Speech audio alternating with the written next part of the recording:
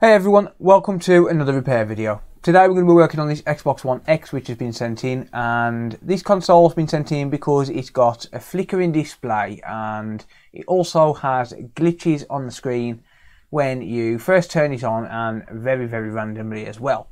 So if we flick over to the capture card, I'll show you what I mean. And straight away there you can see that it is flickering and glitching all over the place. And obviously a game can't be played like that, so we're going to need to fix it. So if we just take a moment here to just talk about what the flickering display means.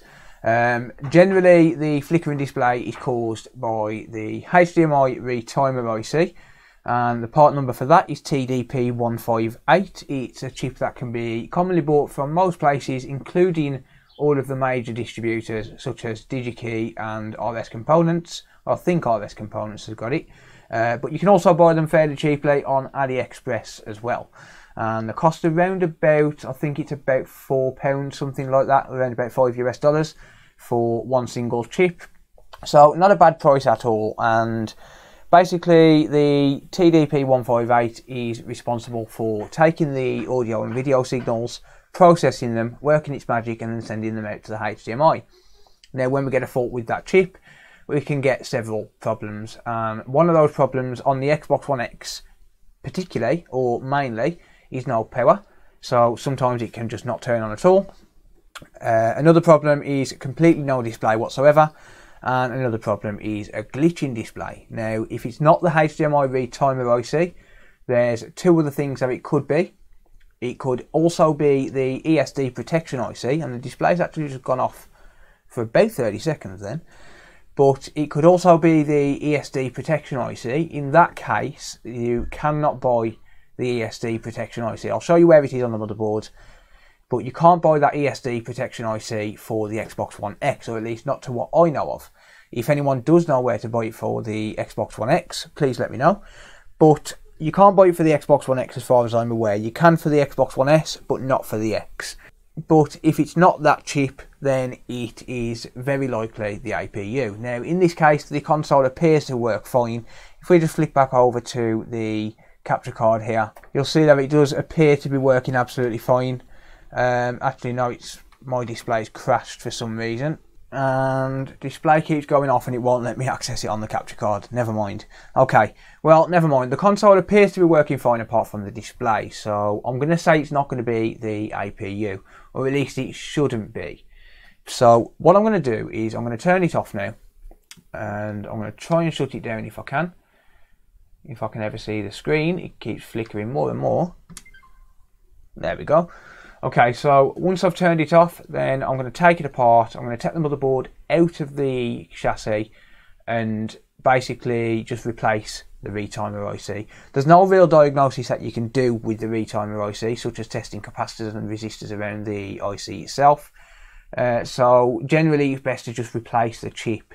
Now, if you don't have a chip in stock, then you might want to do some more tests first, such as testing the components around the Hdmi Boost Ic, the Esd Protection Ic, which, like I said, I will show you where that is. But you might want to do some more tests first, but generally it's not going to be anything to do with the actual HDMI port itself, although that could be damaged. But what I tend to find most of all with this console in particular is that when we do have damage to the Hdmi encoder, the retimer chip, what tends to be the cause of it is the fact that it's been overheated. Now I know that sounds a little bit strange, but there is a very valid reason for that. And that valid reason is because basically when we've got components, any component has got a maximum operating temperature, a threshold. It's actually got a minimum and a maximum. It's usually around about 40 degrees to 105 degrees Celsius. Or 120 degrees Celsius, depending on the chip. But basically, if for example the console is overheating because it's not been serviced before, which, I mean, this console, I don't think this has been taken apart, to be honest with you. I think I'm the first one inside this. There's a lot of dust inside the Ethernet port. So if it hasn't been serviced and the console is starting to overheat, the heat will start to build up inside the console. Even though there's ventilation, there's not really sufficient ventilation, and heat will start to build up inside the console, and over time it will just degrade the chip, and that chip would eventually die if it was left, you know, if it was left on for long enough, flickering, it would eventually die, and the chip will degrade, or it will just die completely. It'll just fail. And basically the reason for that is because, like I said, heat starts to build up inside the system. The chip gets overheated, or gets to a point where it's hot enough to start to degrade it. Because obviously you don't want to be running any chip on the maximum temperatures. The console wouldn't actually get to 105 degrees Celsius before it shut off, I don't think. I think a maximum is around about 95 or 100 degrees Celsius, which is the safe operating temperature for the console, or rather the absolute maximum operating temperature for the console.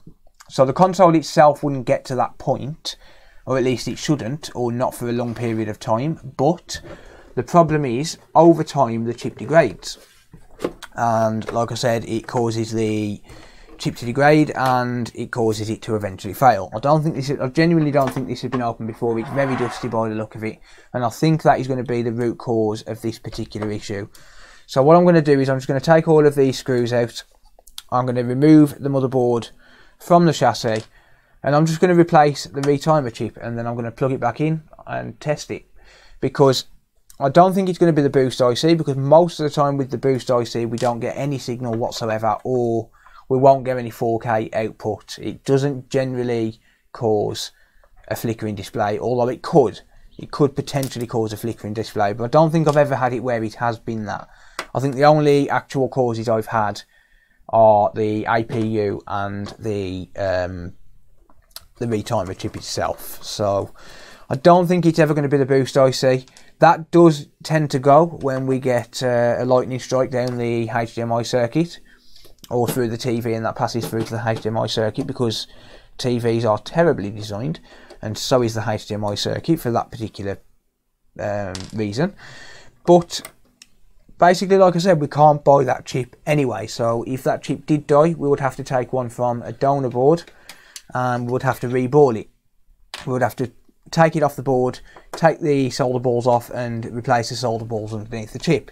Not a major issue, but not something everyone can do, so it's not exactly one of those repairs that the average guy with a heat gun can do, if that makes sense. So yeah, basically it's just basically hoping that the HDMI issues are not caused by the Esd Protection Ic, or by the APU for that matter, because if it was the APU, then there's nothing that we can do anyway apart from replace the board. But we'll take it apart, we'll replace that chip, and we'll hope that it fixes the issue. If you are new to the channel, be sure to hit that subscribe button and turn on the bell notifications so that you're notified every time I upload. It is absolutely free, and it helps the channel out a bunch. We've just surpassed 20,000 subscribers, so thank you very much to everyone. I really appreciate all of the love and support that everyone's been giving me lately. So what I'll do now is, there's quite a few screws to remove from these, and I'm pretty sure I don't need to tell you how to remove a screw. So what I'll do is I'll just fast forward through this, and then I'll resume the video. Right, okay then, ladies and gents, so we're just about ready to take this board out now. So one thing I always note is to make sure I've put all of these rubber foam things back. I think that's to do with vibrations and things like that. They're there for a reason. The manufacturer decided it was necessary. Trust me, they wouldn't spend two cents extra if they didn't need to, believe me on that. Okay, so what I'm going to do then is just start taking all of these removable components out. So we've got the power supply, we've got the disk drive,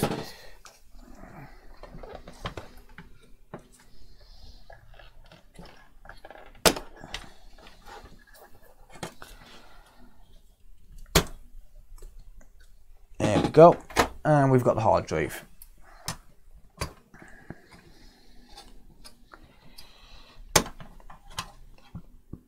And judging by the state of the components, this has definitely not been taken apart before, which only solidifies my theory about the chip overheating and degrading over time.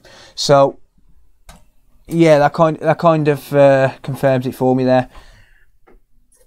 And as you can see, I mean, it's pretty dusty as well. So yeah, it's definitely in need of some love and care, that's for sure. Okay, so what we need to do now is we need to take the X clamp off and take off the heatsink. So I'm going to try and safely remove that without damaging the board.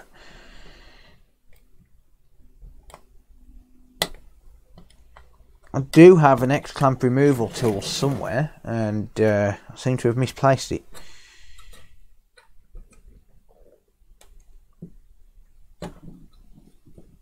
But it's fine. Most people won't have one of those because the company no longer exists who make them. So I'll do it the old-fashioned way and pry it off. There we go. And a little bit of pressure, and that comes off. Okay. So, like I said then, the issue is normally related to the HDMI retimer IC, which is located just here, just by the HDMI port. And the Esd IC, which I'll show you under the microscope, is just here on the far left hand corner, just by the HDMI port as well.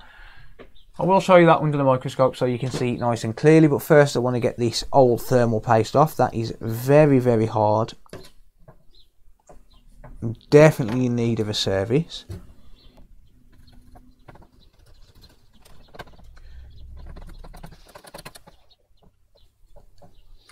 So I'll just use a cotton swab there and just clean off that old thermal paste. We'll be replacing that before the console gets back together. Always replace the thermal paste once you've taken the heatsink off. Doesn't matter if it's fresh thermal paste or if it's old thermal paste, it always needs replacing. Because once the pressure is built up on the APU with the heatsink, it's no longer going to be in the correct place once you take it off. And as you see, it all pushes off to the side as well.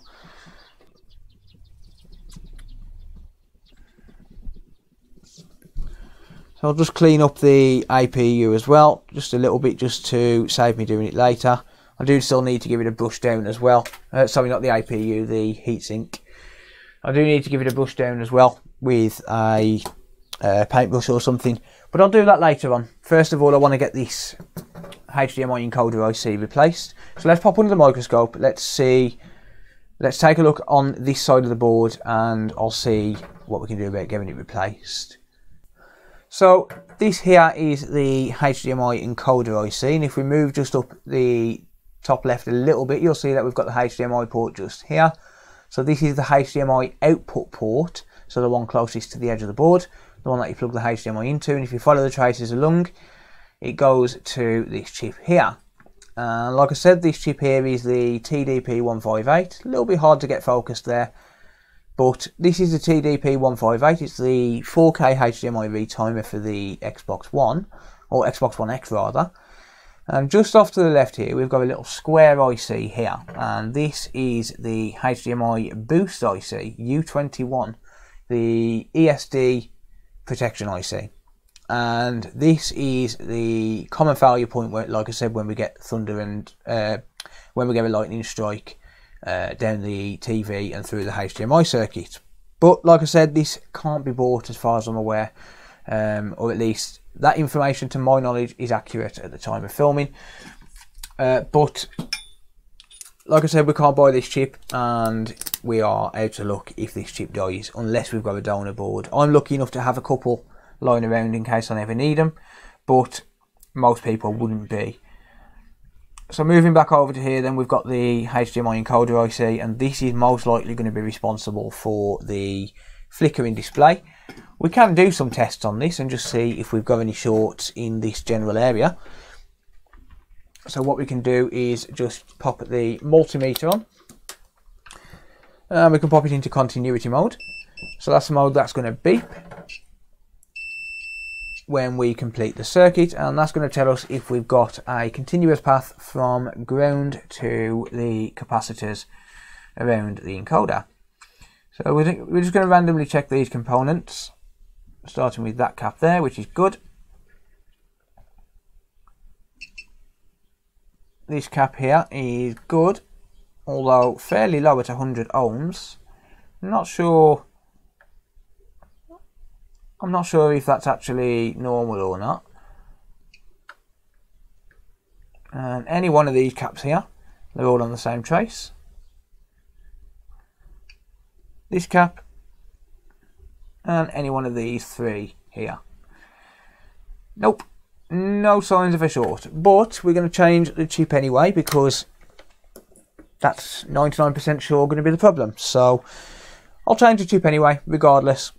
It's always worth a look, just for some confirmation, but like I said, 99% of the time it is the problem anyway, so we're just going to replace this chip regardless of what happens with the multimeter and testing. We just seem a little bit blind, but it's really not when you think how many of these technicians see and how many times it's actually the Hdmi Encoder Ic. It's definitely not going to hurt to remove it. So the hot air that I'm using for this is 480 degrees Celsius at 40% airflow. And why so high? Well, because this is a very thick board. It's lead-free solder, and the chip is coming off anyway. Regardless, this chip is never going to go back on this board. It will go straight in the bin. Even if I don't fix it, I won't take a £3 chip off the board just to put this one back on. I would leave a brand new chip on. It's just not worth the time to remove the chip and resolder it again afterwards. So this chip is going to go straight in the bin.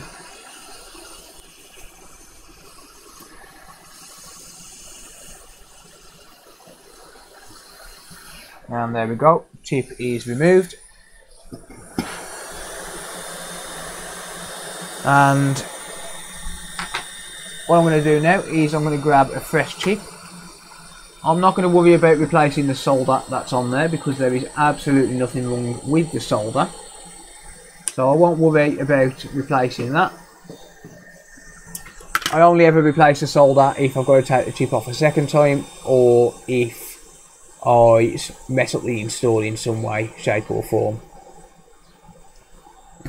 Or mess up the removal in some way, shape or form. So for example, if I was to slide the chip in any way and mess those solder joints up, I would replace the chip. But as you can see, there's nothing wrong with those solder joints. It's absolutely fine, and if there's any that need touching up, I can touch them up. But there's more than enough solder on these joints, and it does not need replacing for this chip to be reinstalled successfully. I'm going to find the correct orientation, which is this way. So pin number 1 is in this orientation is bottom right, as corresponded by this white dot just here, and also as corresponded by the dot that's on the chip. So all we do is just line up that dot with the chip, with the dot on the board, and that tells us where the chip, or how the chip is meant to sit. So to replace the chip, I'm going to use 420 degrees Celsius at 40% airflow. And what I'm going to do is I'm going to move the chip away for a minute, or rather for 20 seconds or so.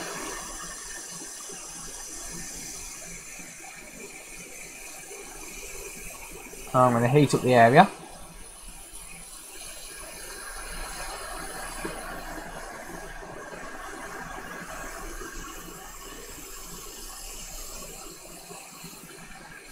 And then I'm going to basically tack it roughly in the correct location. But you'll notice I haven't actually soldered it. And there's also no flux. So I don't add flux until I've tacked the chip down in place, because I don't want the chip to fly everywhere and mess up those solder joints.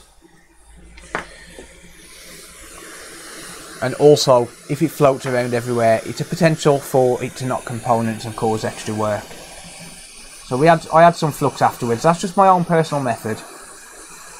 You could do it any which way you choose. That's just the way I prefer to do it. There's no right or wrong way to install the chip as long as it goes on properly. So if you do it a different method, you're not doing it wrong. You're just doing it your way.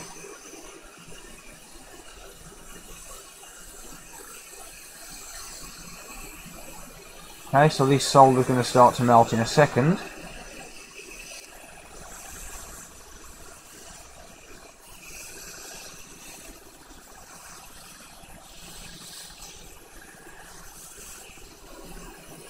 Now I'm going to press the chip and let it settle.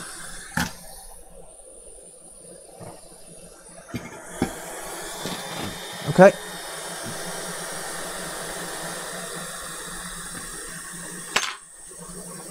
And yeah, slightly out of line there. Only very slightly. Or is it? Let's clean off the board and find out. It might not be. So I'm going to use some isopropyl alcohol with a toothbrush and just give the area a bit of a clean. Get rid of that flux so I can see what I'm doing.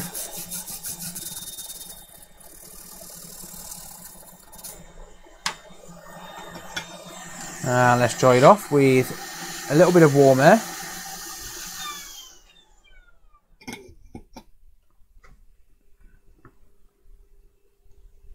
And it's actually fairly close to being in line. I thought it was a little bit off, but it's not.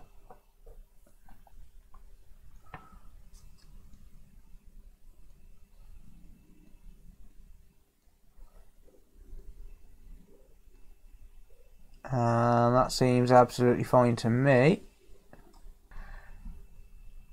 And I'm quite happy with that, to be honest.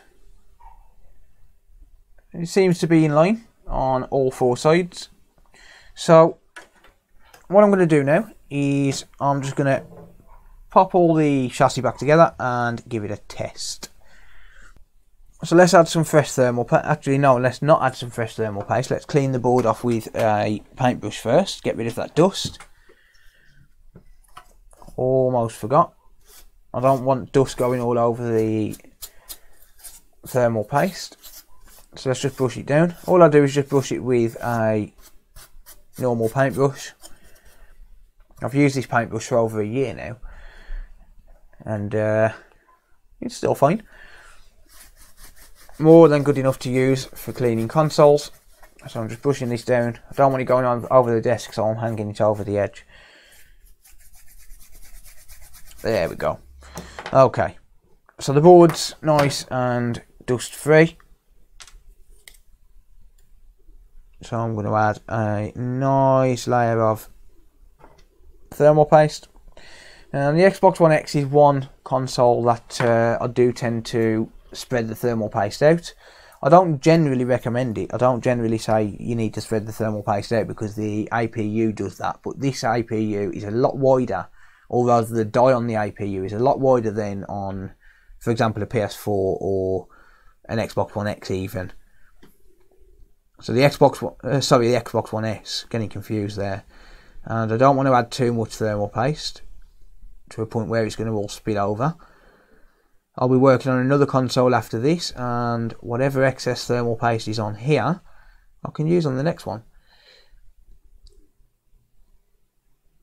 So I'm going to create a nice even layer here with the applicator.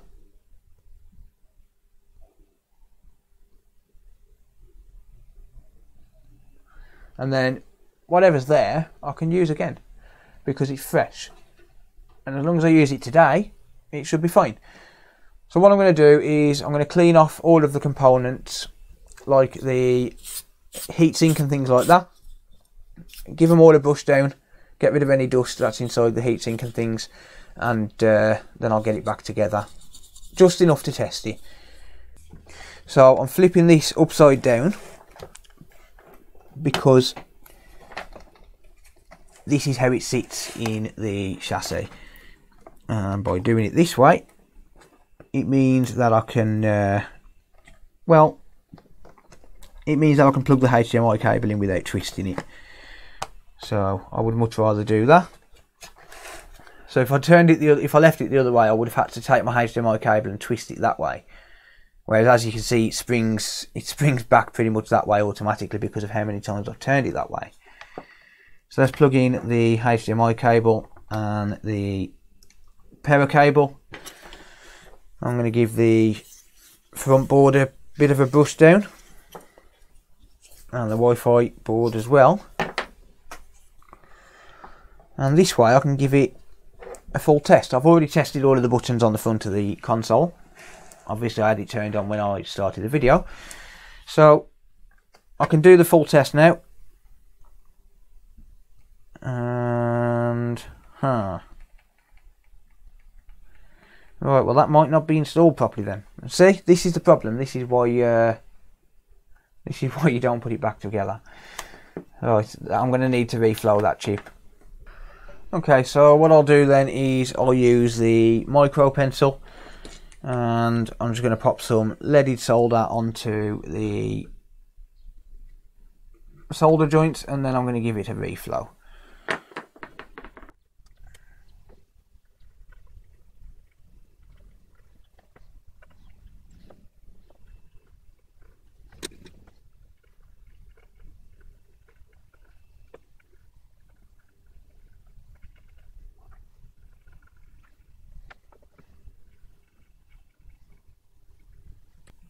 So I'm replacing the solder on these just because it'll be easy to reflow, and also I'll know that the solder joints are all making a good contact as well. Just clean off the tip. There's a little bit too much solder here.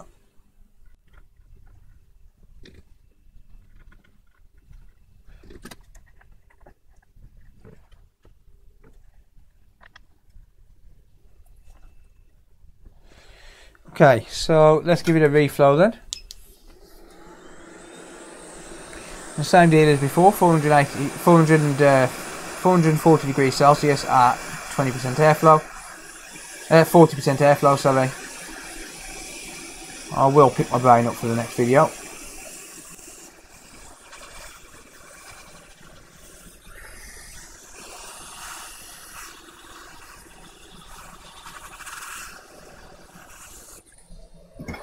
Okay.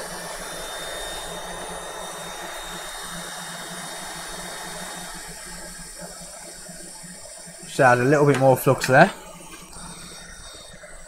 I'm going to make sure that the joints are all nice and even.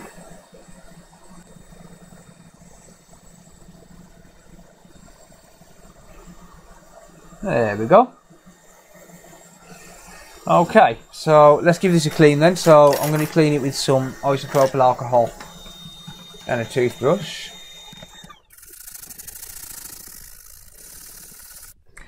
There we go. A little bit of warm air just to clean that off, or dry that off rather. I keep saying clean that off for some reason. There we go. And that should be absolutely fine. Looks to be in line. So let's test it. Let's give it another try. Just move that scope out right.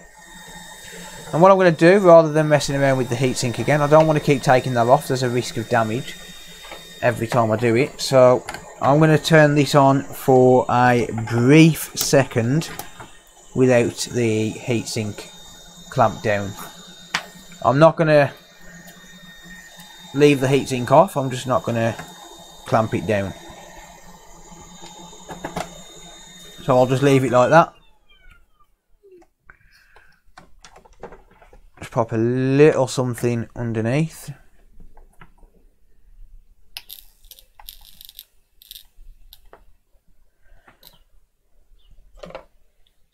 And just take the front panel, and all I want to do is see if it turned on. No, it does not.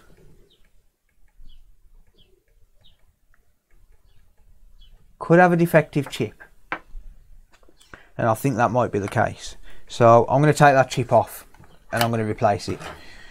So I think I might have a defective chip. Maybe. This will be the first of about 100 that I've bought from this supplier. it is not very often I get a defective chip on this particular IC. I'm thinking defective chip now because that is definitely soldered. So I'm going to get this chip off and put a brand new one on.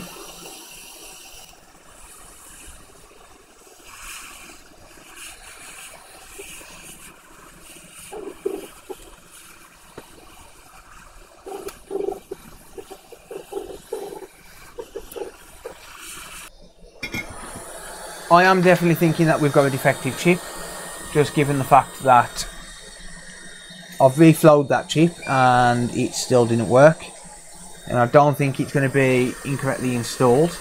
Not a second time round.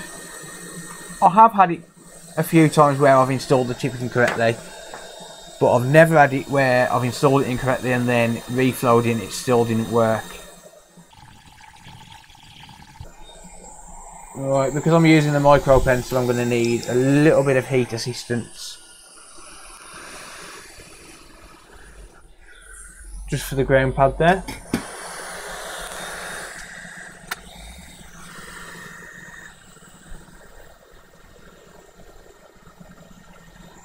As you can see, these are brand new chips. I'll just place that away from the flux so I can actually see it afterwards. These are brand new chips, so not sure what was going on there, but I do definitely think it was defective. Right, as you can see, same orientation. It's 100% the correct orientation as it's meant to be, and it was the correct orientation before as well.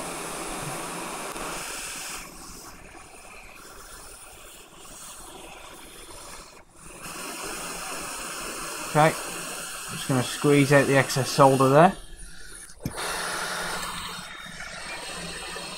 I probably should have mentioned how I was squeezing it out. So just basically press on the chip while it's heated up, and then I'm just going to get rid of this solder, and I may as well touch up the joints while I'm at it, just to get that solder back onto the joints, and then I'm going to reflow the chip again.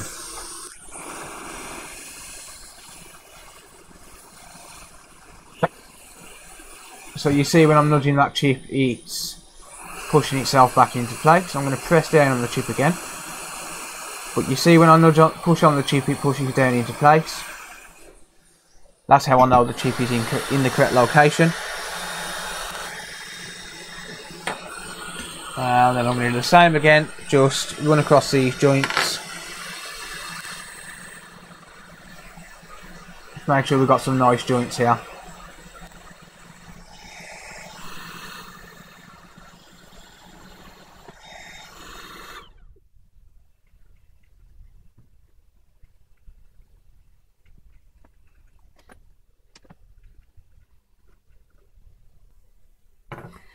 Okay. Let's give that a clean.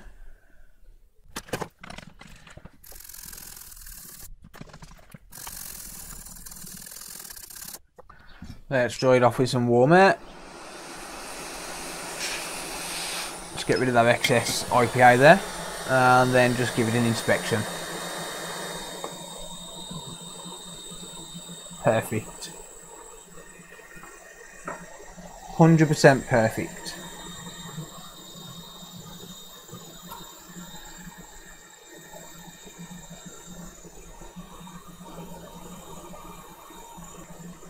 So it's hard to get it into focus, but from what I can tell, it seems to be fine.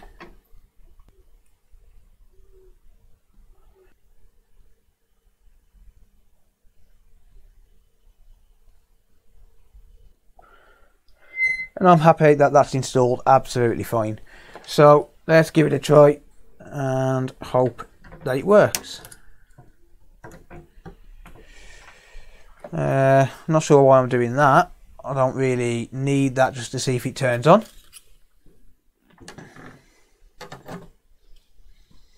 all I need to do is just first of all check for power, just to confirm that it turns on.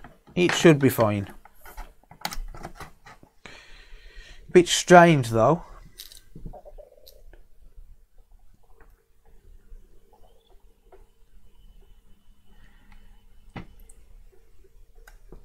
And I just heard the hard drive fire up, which means that it now has power.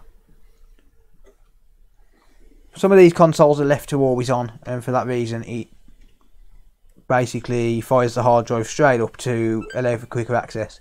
Yeah, that's good enough for me, that turns on. So let's get the console back together enough for testing, and then I can test the display.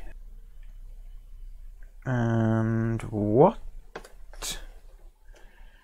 Oh, that's not connected properly because that's come loose. Right, let me flip it upside down and make sure that everything's connected. This is getting a bit annoying.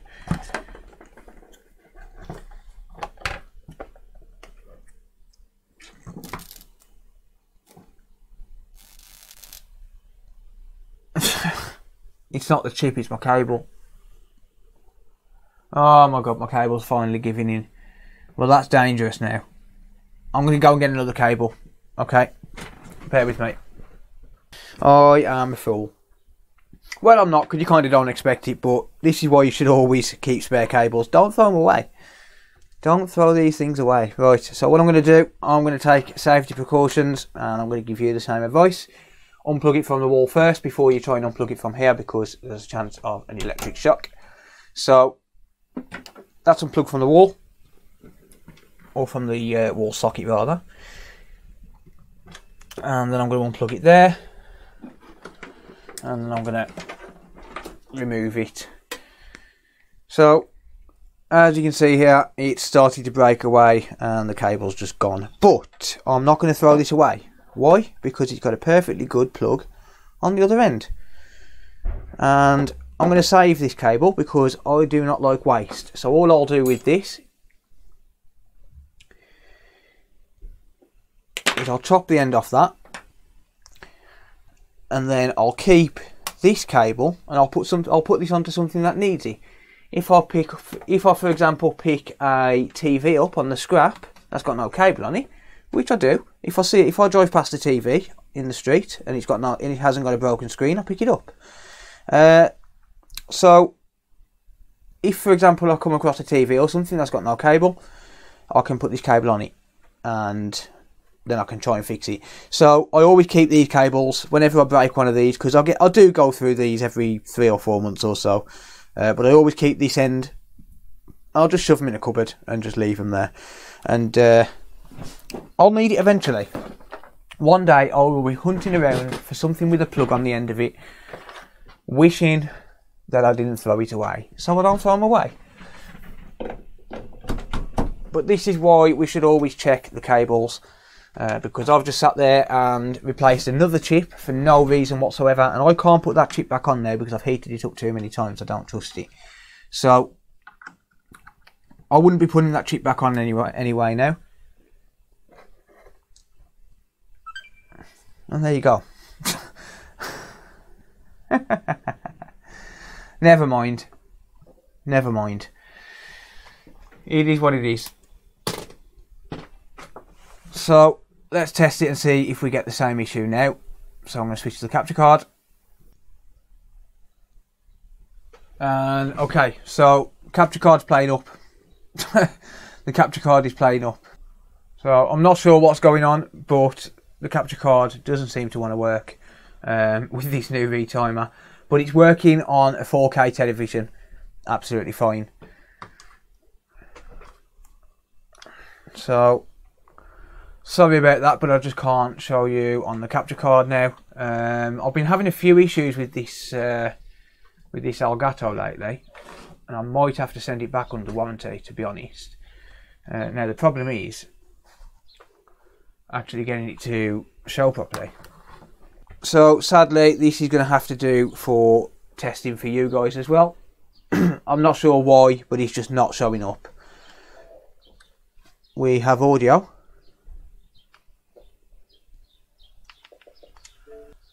Let's go to the settings here, and TV and display. Resolution 1440 is working, doesn't seem to have 4K enabled.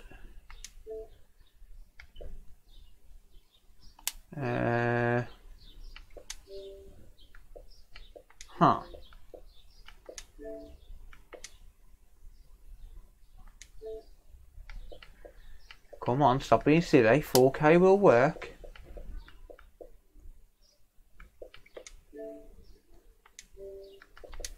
Auto detect. Let's set it to that.